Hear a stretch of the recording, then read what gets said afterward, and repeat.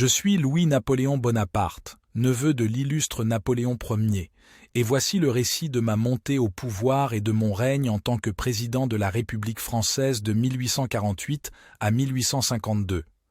Ma quête de pouvoir commence véritablement en 1848, année révolutionnaire qui voit la chute de Louis-Philippe et l'avènement de la Deuxième République.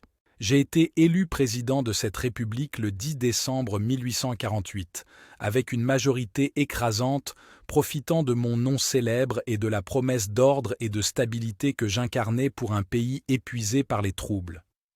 Mon mandat présidentiel commence sous le signe de la réconciliation et du rétablissement de l'ordre.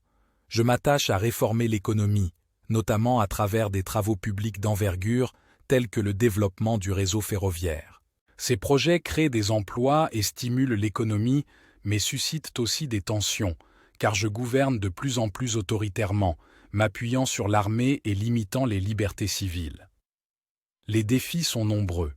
L'Assemblée nationale est dominée par des forces conservatrices et monarchistes qui se méfient de mes ambitions et de mon attachement à l'idée d'un pouvoir central fort.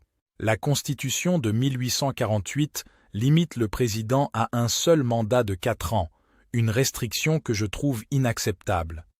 Mon désir de réforme et de pouvoir absolu se heurte donc rapidement à des obstacles institutionnels. Face à l'opposition croissante de l'Assemblée et à l'approche de la fin de mon mandat, je planifie un coup d'État.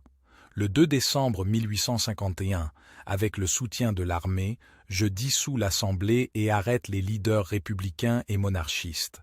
Ce coup d'État est suivi par un plébiscite l'année suivante, où une majorité écrasante de Français approuve ma révision de la Constitution pour me permettre de rester au pouvoir. En décembre 1852, je me proclame empereur des Français sous le nom de Napoléon III, marquant ainsi la fin de la Deuxième République et le début du Second Empire. Ma présidence est donc une période de transition cruciale, une ère où j'ai consolidé mon pouvoir au détriment des institutions républicaines, préparant ainsi la voie à mon règne impérial. Ce récit de mon ascension reflète ma conviction que le pouvoir, quand il est dirigé par une main ferme et éclairée, peut apporter stabilité et prospérité à un pays.